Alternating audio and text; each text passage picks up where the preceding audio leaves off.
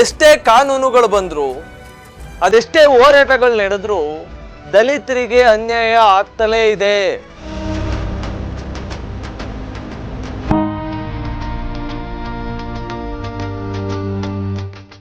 ದಲಿತರು ಟೀಚರ್ ಆದ್ರೆ ಪಾಠ ಹೇಳಿಸ್ಕೊಳಲ್ವಾ? ದಲಿತರು ಒಂದ್ ವೇಳೆ ಡಾಕ್ಟರ್ ಆಗಿದ್ರೆ ಚಿಕಿತ್ಸೆ ಪಡಿಸ್ಕೊಳಲ್ವಾ? ದಲಿತರು ರಕ್ತ ಕೊಡ್ಬೇಕಾದಂತ ಸಂದರ್ಭ ಬಂದ್ರೆ ರಕ್ತ ತಗೊಳಲ್ವಾ? ಅದೇ ದಲಿತರು ಬಸ್ ಡ್ರೈವರು, ಆಟೋ ಡ್ರೈವರು ಆದ್ರೆ ಹತ್ಕೊಂಡು ಅವ್ರ ಗಾಡಿಲಿ ಹೋಗಲ್ವಾ? ಯಾಕಿಂತ ಮನಸ್ಥಿತಿ ಸಮಾಜಕ್ಕೆ?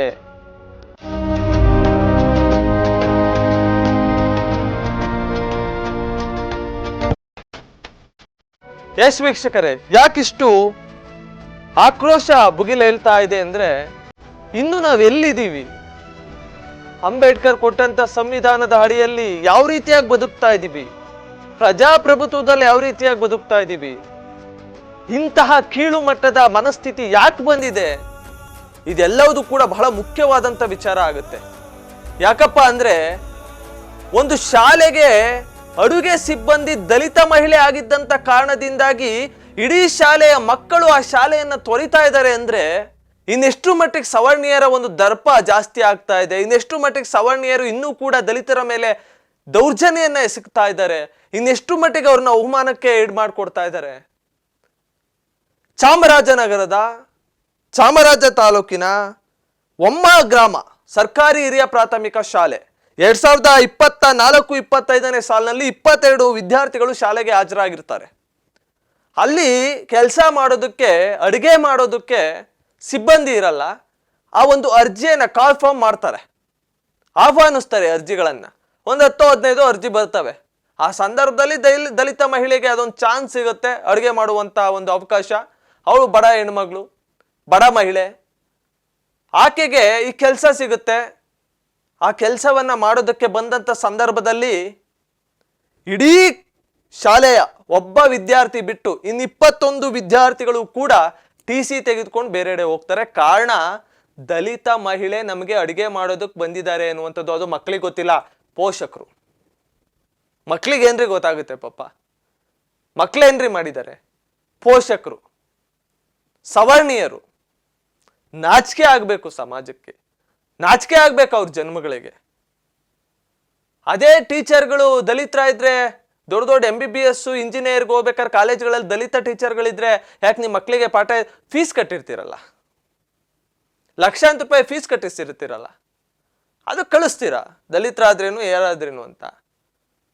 ಅದೇ ದಲಿತರು ಆಸ್ಪತ್ರೆಯಲ್ಲಿ ಚಿಕಿತ್ಸೆ ಕೊಡುವಂತ ಒಬ್ಬ MBBS ಡಾಕ್ಟರ್ ಆಗಿದ್ರೆ ಇಂಜೆಕ್ಷನ್ ಕೊಡಿಸ್ಕೊಳಲ್ವಾ? ಮೆಡಿಸಿನ್ ತಗೊಳಲ್ವಾ? ಹೊಟ್ಟೆ ಅಷ್ಟು ಅನ್ನ ಕಲಿಬೇಕಾದ್ರೆ ರಸ್ತೆಲಿ ಯಾರೋ ಒಬ್ಬ ದಲಿತ ಅಲ್ಲಿ ಹೋಟೆಲ್ ಇಟ್ಕೊಂಡಿದ್ರೆ ಹೋಗಿ ತಿನ್ನಲ್ವಾ? ಎಲ್ಲಾರು ರಸ್ತೆಯಲ್ಲಿ ಅಪಘಾತ ಆದಾಗ ದಲಿತನೇ ನಿಮ್ಮನ್ನು ತೆಗೆದುಕೊಂಡು ಹೋಗಿ ಆಸ್ಪತ್ರೆಗೆ ದಾಖಲಿಸ್ಬೇಕು ಅನ್ನುವಂಥ ಸನ್ನಿವೇಶ ಬಂದ್ರೆ ಇಲ್ಲ ಕಣಪ್ಪ, ನಾನು ಮುಟ್ಬೇಡ ಕಣಪ್ಪ, ನಾನು ಸತ್ರು ಪರವಾಗಿಲ್ಲ ಅಂತ ಹೇಳ್ತೀರಾ? ಮನುಕುಲ ಇಷ್ಟೊಂದು ಕೀಳು ಮಟ್ಟಕ್ಕೆ ಇಳಿಬಾರ್ದು. ಆ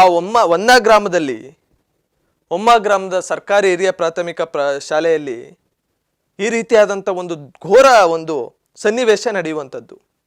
ಆ ಶಾಲೆಯಲ್ಲಿ ಈಗ ಕೇವಲ ಒಬ್ಬ ವಿದ್ಯಾರ್ಥಿ ಇದ್ದಾನೆ. ಹಿಂದೆ ಶಿಕ್ಷಕರು ಸರಿಯಾಗಿ ಪಾಠ ಪ್ರವಚನ ಮಾಡುತ್ತಿಲ್ಲ ಅಂತ ಪ್ರತಿಭಟನೆ ನಡೆಸಿದ್ರು ಪೋಷಕರು.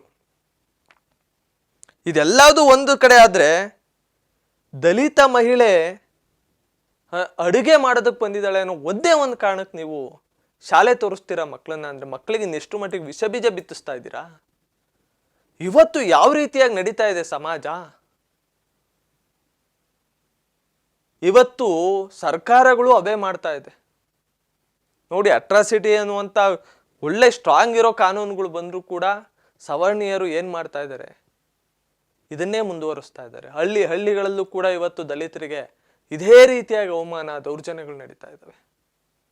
ನಾನು ಹೋರಾಟಗಾರರ ಮೇಲೆ ಯಾಕೆ ಕೋಪ ತೋರಿಸ್ತೀನಿ ಅಂದರೆ, ನೀವೆಲ್ಲ ದಲಿತರ ಹೆಸರು ಹೇಳ್ಕೊಂಡು ದಲಿತ ಹೋರಾಟಗಾರರು ಅಂತ ಹೆಸರು ಪಡ್ಕೊಂಡಿರ್ತೀರ. ಅದೊಂದೇ ಕೋಪ. ನೀವು ಅಟ್ರಾಸಿಟಿಯನ್ನ ನೀವು ಉಪಯೋಗ ಪಡಿಸ್ಕೊಳ್ತಾ ಇದ್ದೀರಾ, ಕೆಲವು ಕಡೆ ದುರುಪಯೋಗ ಪಡಿಸ್ಕೊಳ್ತಾ ಇದ್ದೀರಾ. ಇಲ್ಲಿ ನಿಜಕ್ಕೂ ಕೂಡ ಅದು ಅನುಕೂಲ ಆಗಬೇಕು ಕಾನೂನುಗಳು.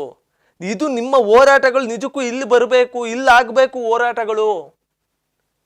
ನಿಮಗೆ ಬೇಕಾಗಿರೋತಕ್ಕೆ ಹೋಗಿ ಇದೇ ಮುಗ್ಧ ದಲಿತ ಜನಾಂಗದ ಹೆಸರುಗಳನ್ನು ಹೇಳ್ಕೊಂಡು ನೀವು ನಾಯಕರು ಅಂತ ಬಿಂಬಿಸ್ಕೊಂಡು ಇಲ್ಲ ಸಲ್ಲದ ಹೋರಾಟಗಳಿಗೆ ಹೋಗಿ, ಕೆಲ್ಸಕ್ಕೆ ಬರದಂಥ ಹೋರಾಟಗಳಿಗೆ ಹೋಗಿ ನೀವು ಹೆಸರು ತಗೊಳ್ತೀರಾ, ದುಡ್ಡು ಮಾಡ್ತೀರಾ, ಫಾರ್ಚುನರ್ ಓಡಾಡ್ತೀರಾ, ಬಂಗ್ಲೆ ಕಟ್ಟಿಸ್ಕೊಳ್ತೀರಾ. ಆದರೆ ಅದೇ ದಲಿತ, ದೌರ್ಜನ್ಯಗೊಳಗಾಗಿರುವಂಥ ದಲಿತ ಅಲ್ಲೇ ಇದ್ದಾನೆ. ಇವತ್ತು ಸಮಾಜ ಬದಲಾಗಬೇಕು. ಯಾರಿಂದ ಬದಲಾಗಬೇಕು? ನನಗೆ ಬಹಳ ದೊಡ್ಡ ದುರಂತ ಇದೆ ಕಣ್ರಿ ಹಳ್ಳಿಗಳಲ್ಲಿ. ಈಗಲೂ ಕೂಡ ಅದೇ ಸವರ್ಣೀಯರು ಯಾರ ಜಾತಿಯ ಒಬ್ಬ ಬಂದೆ ಬುದ್ಧಿ ಈಗ ಬಂದ್ರ ಅಂತ ಎದ್ದು ನಿಂತ್ಕೊಂಡು ಅವ್ರಿಗೆ ಶರಣಾಗ್ತಾರೆ. ಅವನು ಅನಕ್ಷರಸ್ಥ, ಅವನು ಕಂಪ್ಲೀಟ್ ಅನ್ಎಜುಕೇಟೆಡ್. ಅವನು ಬಂದ್ರೆ ಬುದ್ಧಿ ಈಗ ಬಂದ್ರ, ಬುದ್ಧಿ ನೀರು ಕುಡಿತೀರಾ, ಬುದ್ಧಿ ಊಟ ಮಾಡ್ತೀರಾ ಅಂತಾರೆ. ಅದೇ ದಲಿತ ಒಬ್ಬ ಪ್ರಜ್ಞಾವಂತನಾಗಿ ಬಂದ್ರೆ, ಅದೇ ದಲಿತ ಒಬ್ಬ ಡಾಕ್ಟರ್ ಆಗೋ, ಇಂಜಿನಿಯರ್ ಆಗೋ, ಪೊಲೀಸ್ ಆಗೋ ಬಂದ್ರೆ ಏನೋ ಯಾವಾಗ ಬಂದೋ ಅಂತ ಮಾತಾಡಿಸ್ತೀರ. ಇದು ಸಮಾಜದ ಪರಿಸ್ಥಿತಿ. ಅಂಬೇಡ್ಕರ್ ಅವರು ಯಾಕೆ ಅವರ ಒಂದು ಸಮುದಾಯಕ್ಕೋಸ್ಕರ ಹಗಲಿರುಳು ಶ್ರಮಪಟ್ಟರು ಅಂದ್ರೆ ಈ ನೋವಿಗೋಸ್ಕರ. ಈ ಸನ್ನಿವೇಶದಲ್ಲಿ ನನಗೊಂದು ಕತೆ ನೆನಪಾತೆ. ಕತೆ ಹೇಳಿ ಕಾರ್ಯಕ್ರಮವನ್ನು ಮುಗಿಸ್ತೀನಿ. ಒಬ್ಬ ಪತ್ರಕರ್ತ ಗಾಂಧೀಜಿ ಮನೆಗೆ ಗಾಂಧೀಜಿ ಅವ್ರನ್ನ ಸಂದರ್ಶನ ಮಾಡಬೇಕು ಅಂತ ಒಬ್ಬ ಪತ್ರಕರ್ತ ಅವ್ರ ಮನೆಗೆ ಹೋಗ್ತಾನೆ. ಅವರು ಇಂದಿನ ದಿನ ಬಹಳ ಹೋರಾಟಗಳನ್ನು ಮಾಡಿ ವಿಶ್ರಾಂತಿ ಪಡಿತಾ ಇರ್ತಾರೆ. ಬೆಳಗ್ಗೆ 10 ಗಂಟೆಗೆ ಅವ್ರ ಮನೆಯಲ್ಲಿ ರೆಡಿ ಇರ್ತಾನೆ ಪತ್ರಕರ್ತ. ಬೆಳಗ್ಗೆ 10 ಗಂಟೆ ಆದರೂ ಕೂಡ ಗಾಂಧೀಜಿಯವರು ಎದ್ದಿರಲ್ಲ, ಗಾಂಧೀಜಿಯವರು ಮಲಗಿರ್ತಾರೆ.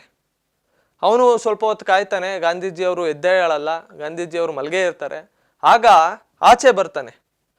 ಈಗ ಏನಪ್ಪ ಮಾಡೋದು, ನಾನು ಇವತ್ತೊಂದು ಸಂದರ್ಶನ ಮಾಡಲೇಬೇಕು ಅಂತ ಅಂದಾಗ, ಆಯಿತು ಅಂಬೇಡ್ಕರ್ ಅವ್ರ ಮನೆಗೆ ಹೋಗೋಣ, ಅಂಬೇಡ್ಕರ್ ಅವ್ರನ್ನ ಮಾತನಾಡ್ಸೋಣ, ನೋಡೋಣ ಅವ್ರೇನಾದ್ರು ಎದ್ದಿರ್ತಾರ ಹೇಗೆ ಅಂತ 10:45 ಹೊತ್ತಿಗೆ ಅಂಬೇಡ್ಕರ್ ಅವ್ರ ಮನೆಗೆ ಹೋಗ್ತಾನೆ ಪತ್ರಕರ್ತ. ಅಂಬೇಡ್ಕರ್ ಅವರು ಆಗ್ತಾನೆ ಕೋಟ್ ಹಾಕೊಂಡು, ಅವ್ರ ಸ್ಟೈಲನ್ನು ನೋಡಿದಿರಲ್ಲ, ಟೈ ಹಾಕೊಂಡು ರೆಡಿಯಾಗಿ ಶಿಸ್ತಾಗಿ ಬುಕ್ಕನ್ನು ಓದ್ತಾ ಕೂತಿರ್ತಾರೆ. ಆಗ ಅಂಬೇಡ್ಕರ್ ಅವ್ರ ಹತ್ರ ಬಳಿ ಹೋಗಿ ಪತ್ರಕರ್ತರು ಬಂದಿದ್ದಾರೆ, ಯಾವ ಕರೆಯೋದು ಹೇಗೆ ಒಳಗಡೆ ಅನ್ನುವಂಥ ಪಿ ಎ ಕೇಳಿದಾಗ ಅವ್ನು ಕಳ್ಸಪ್ಪ ಅಂತ ಹೇಳಿದಾಗ ಪತ್ರಕರ್ತ ಒಳಗೋದಂಥ ಸಂದರ್ಭದಲ್ಲಿ ಅಂಬೇಡ್ಕರ್ ಅವ್ರಿಗೆ ಪತ್ರಕರ್ತ ಒಂದು ಪ್ರಶ್ನೆ ಕೇಳ್ತಾನೆ. ನಾನು ಗಾಂಧೀಜಿಯವ್ರ ಮನೆಗೆ ಹೋದೆ, ಮುಖಂಡರುಗಳ ಮನೆಗೆ ಹೋದೆ, ಇನ್ನಿತರ ನಾಯಕರುಗಳ ಮನೆಗೆ ಹೋದೆ, ಯಾರೂ ಕೂಡ ಎದ್ದಿಲ್ಲ 10:45 ಆದರೂ ಕೂಡ. ನೀವು ಈಗಾಗಲೇ ರೆಡಿಯಾಗಿ ಸ್ವಚ್ಛವಾಗಿ ಒಂದು ಪುಸ್ತಕವನ್ನು ಇಟ್ಕೊಂಡು ಓದ್ತಾ ಇದ್ದೀರಾ, ಇದು ಹೇಗೆ, ಯಾಕೆ ಇಷ್ಟು ನಿಮಗೆ ಪುಸ್ತಕದ ಮೇಲೆ ಹುಚ್ಚು ಅಂತ ಅಂದಾಗ ಅಂಬೇಡ್ಕರ್ ಅವರು ಒಂದು ಮಾತು ಹೇಳ್ತಾರೆ. ನೋಡಪ್ಪ, ಗಾಂಧೀಜಿಯವರ ಒಂದು ಜನಾಂಗ, ನೀನು ಹೋಗಿದ್ದಂಥ ನಾಯಕರುಗಳ ಜನಾಂಗ ಎದ್ದಿದೆ, ಆದರೆ ಗಾಂಧೀಜಿಯವರು ಮಲಗಿದ್ದಾರೆ, ಮುಖಂಡರುಗಳು ಮಲಗಿದ್ದಾರೆ. ಆದರೆ ನನ್ನ ಜನಾಂಗ ಎದ್ದಿಲ್ಲ, ನನ್ನ ಜನಾಂಗ ಮಲಗಿದೆ. ನಾನು ಅದಕ್ಕೆ ಎದಾಳಬೇಕು, ನಾನು ಎದ್ದು ಪುಸ್ತಕಗಳನ್ನು ಓದಬೇಕು, ಆ ಪುಸ್ತಕಗಳನ್ನು ಓದಿ ನಾನು ಅವ್ರಿಗೆ ನ್ಯಾಯ ಕೊಡಿಸ್ಬೇಕು, ಅವ್ರನ್ನೂ ಮಲಗಿದ್ದವ್ರನ್ನ ಎದಾಳಿಸ್ಬೇಕು, ನನ್ನ ಜನಾಂಗವನ್ನು ಎದಾಳಿಸ್ಬೇಕು ಅಂತ ಒಂದು ಮಾತನ್ನು ಹೇಳ್ತಾರೆ. ಅರ್ಥಾತ್ ಗಾಂಧೀಜಿಯವರು ಮಲಗಿದ್ರು ಕೂಡ ಗಾಂಧೀಜಿಯವರ ಜನಾಂಗ ಅಂದರೆ ಅವರ ಸಮುದಾಯಗಳು ಎದ್ದಿದ್ದು, ಅವರಲ್ಲೇ ಮೇಲ್ವರ್ಗಕ್ಕೆ ಹೋಗಿದ್ರು, ಮೇಲ್ಸ್ಥಾನಕ್ಕೆ ಹೋಗ್ತಿದ್ರು. ಆದರೆ ಅಂಬೇಡ್ಕರ್ ಅವರ ಜನಾಂಗ ಮಲಗಿತ್ತು. ಅದನ್ನು ಎದ್ದಾಳಿಸ್ಬೇಕು ಅನ್ನುವಂಥ ನಿಟ್ಟಿನಲ್ಲಿ ಅಂಬೇಡ್ಕರ್ ಹಗಲು ರಾತ್ರಿ ಪುಸ್ತಕಗಳನ್ನು ಓದಿ ನಾನಾ ಡಿಗ್ರಿಗಳನ್ನು ಪಡ್ಕೊಂಡು ಸಂವಿಧಾನ ಕೊಟ್ಟಂಥದ್ದು. ಈಗಲಾದರೂ ಸಮಾಜ ಅರ್ಥ ಮಾಡ್ಕೊಳ್ಬೇಕು, ಪೋಷಕರುಗಳು ಅರ್ಥ ಮಾಡ್ಕೊಳ್ಬೇಕು.